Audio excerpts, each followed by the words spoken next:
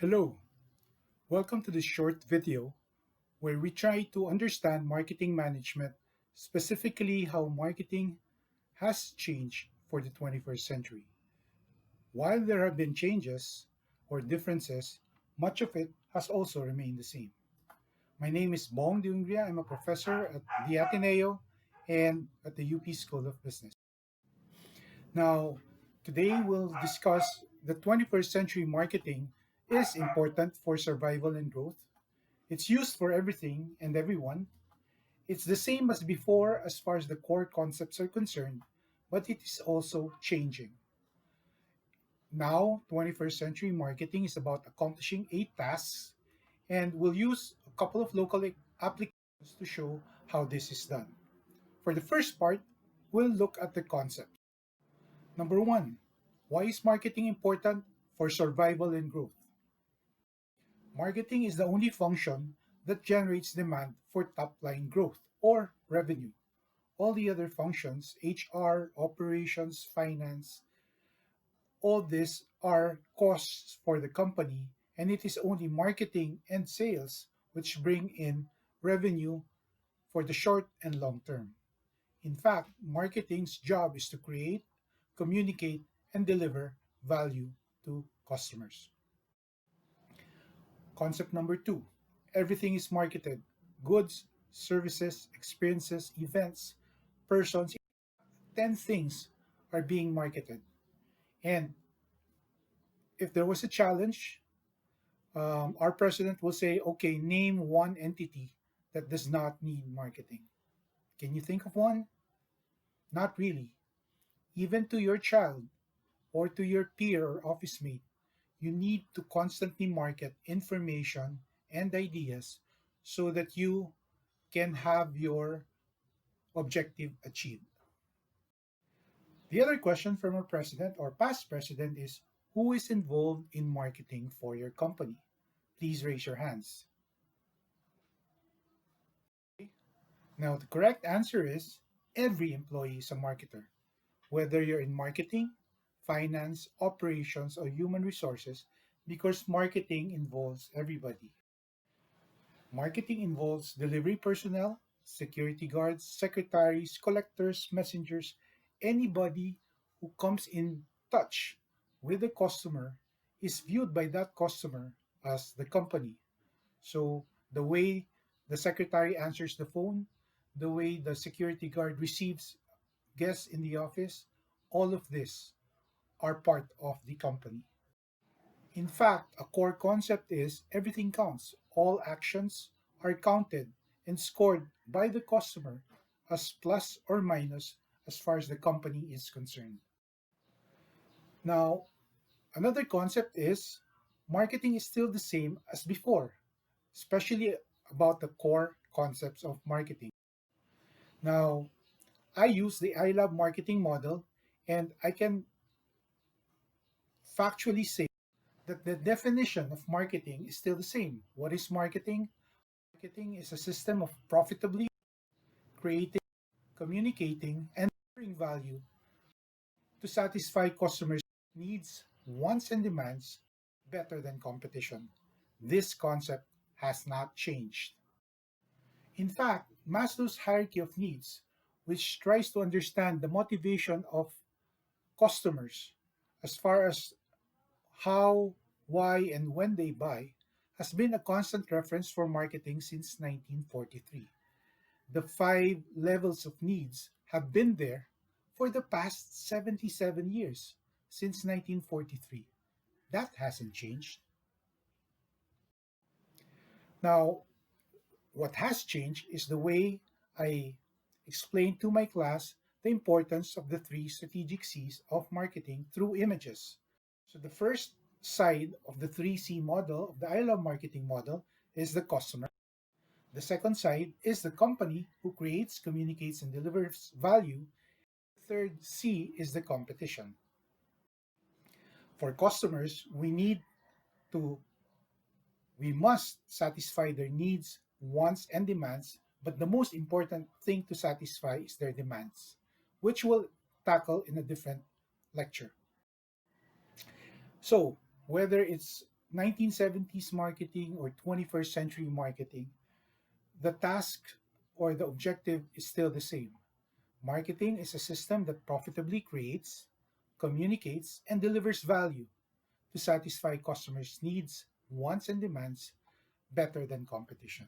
This is still the same and will probably remain the same for many, many years to come. What has changed for 21st century marketing? Well, many things have increased, even the ones in our model, the three C's, because competition has increased through globalization, where before you only compete versus your next door neighbor or your local competitor. Now we all compete with companies and individuals across the world. Technology has enabled that to happen.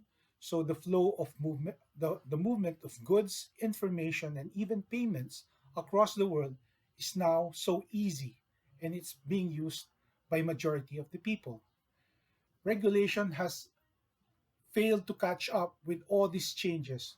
The laws are always behind what is really happening in the market. Privatization has allowed the reduction of monopolies of governments and controls that used to limit the choices. This has, in fact, encouraged more competition to be set up, and industries are also converging as far as the way to compete globally and with technology. An example of industry convergence is when banks and bank services are now possible through telecommunications or through mobile phones. Where it used to be that banks are a separate industry, now much of their services are converged into one mobile phone. That's an example of competition through industry convergence. And because of all this information and choices, there is greater resistance from consumers as far as advertising and paid marketing information is concerned. They are more distrustful when they know that the communication is coming from somebody they don't know. The trust right now is called F4. More consumers trust their friends, their families, their Facebook friends, and their fans from Twitter. F4 is the more trusted source of information. Now, because of these changes, the competitive rules have changed. The boundaries for economies and geographies have changed, have disappeared. Brick and mortar stores are no longer needed. Business rules have changed, and in fact, the way we do business is very different from even 10 years ago. With this change in competition, customers have also become more powerful and demanding. Why?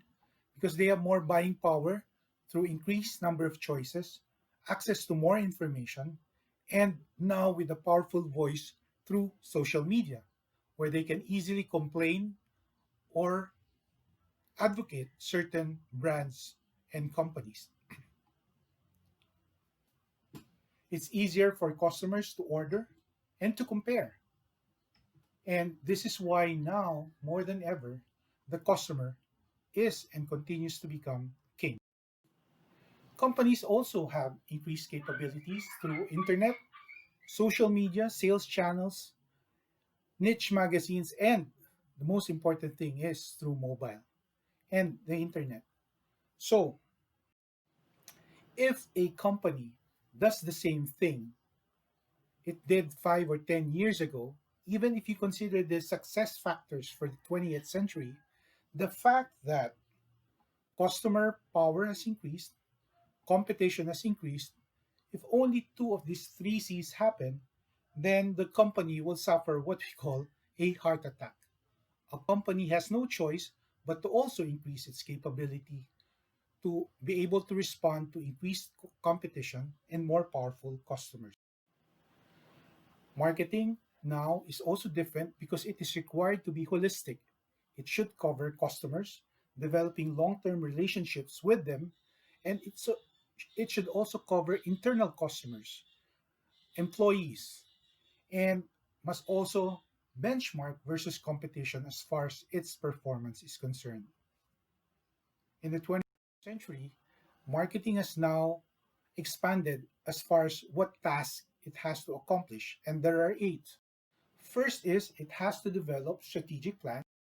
Second, it should capture market insights. Third, it should initiate the connection with customers.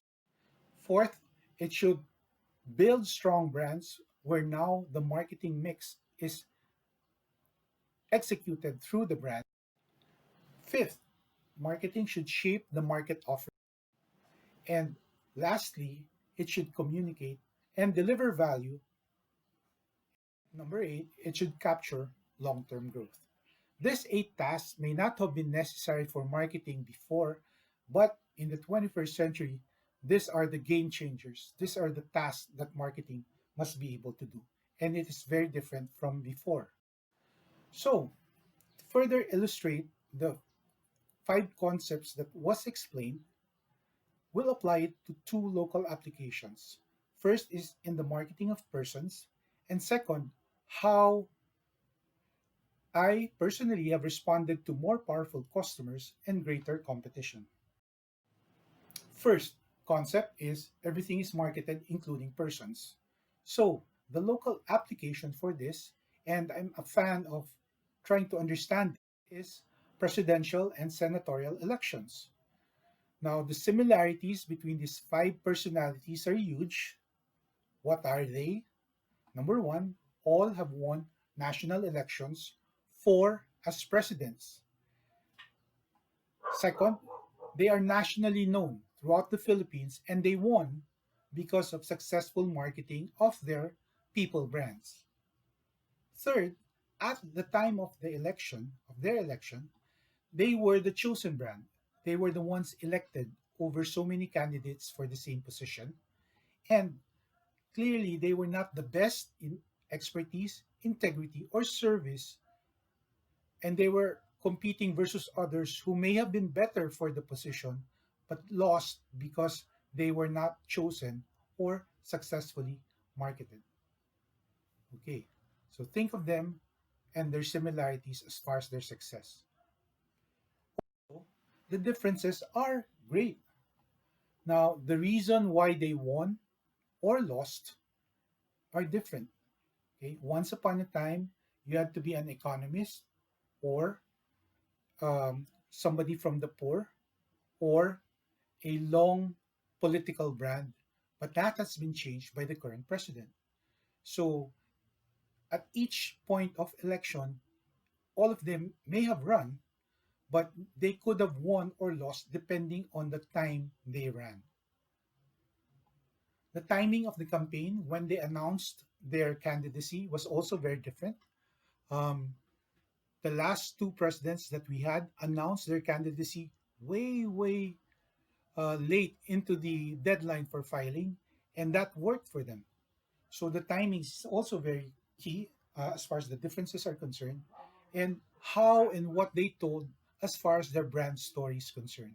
So again, others positioned themselves as being technical experts, one as being one among the people, the other as being part of a long political clan of public servants, and one is a tough talking mayor from the south.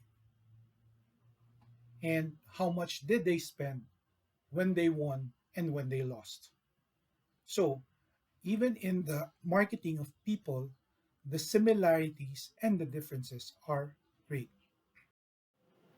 Now, in the 21st century marketing, many things have also increased.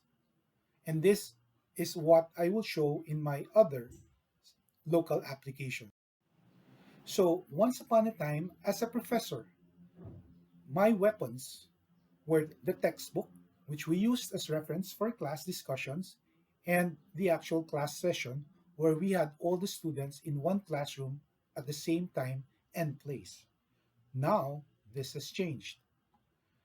Now, students have become more powerful because they have easy access to information. They are now more vocal and demanding.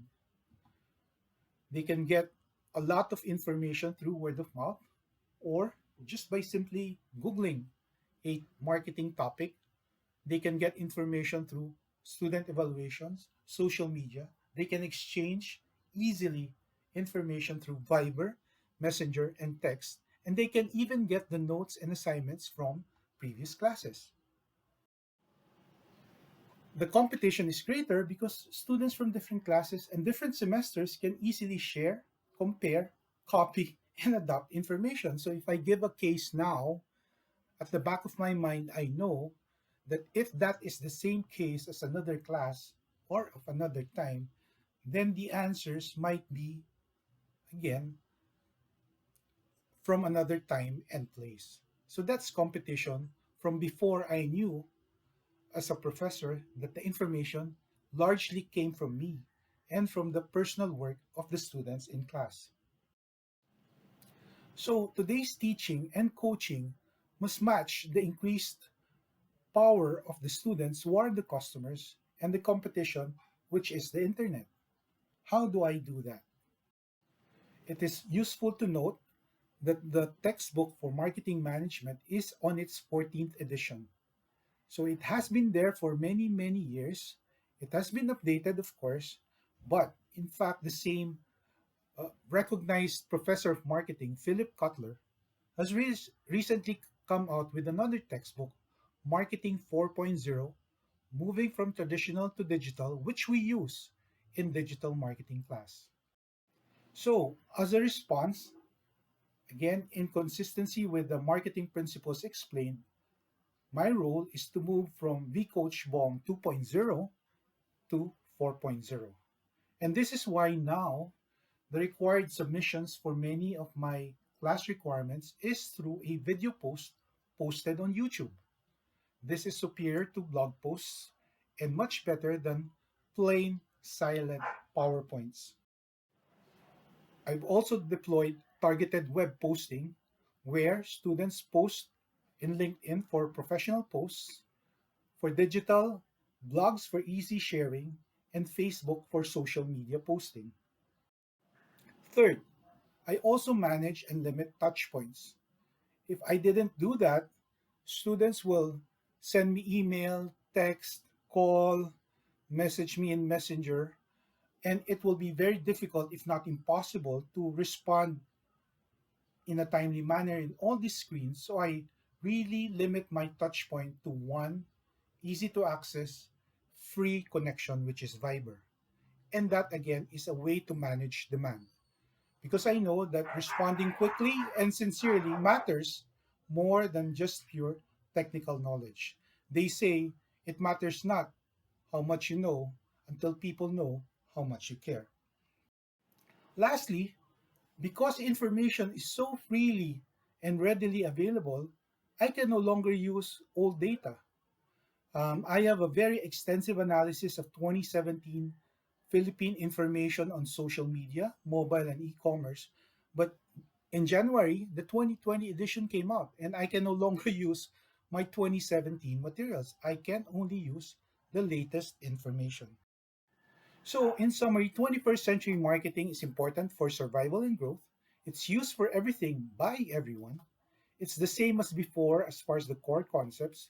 It is changing, but it's still now more important to accomplish the 8 tasks of marketing. I've showed you two local applications. One is the marketing of persons, and the other is how to respond to more powerful customers and greater competition as applied to the MBA classrooms. If you enjoyed and benefited from this short video, please subscribe, connect, or create. My name is Bong de Ungria. Subscribe to my YouTube channel. My real name, my full name is Remio Joseph de Ungria, and you can connect me through LinkedIn or through my blog. Again, we discussed today defining marketing for the 21st century. My description of that, it is the same but different. Again, this is Bong de Ungria from the Ateneo and UP School of Business. Thank you.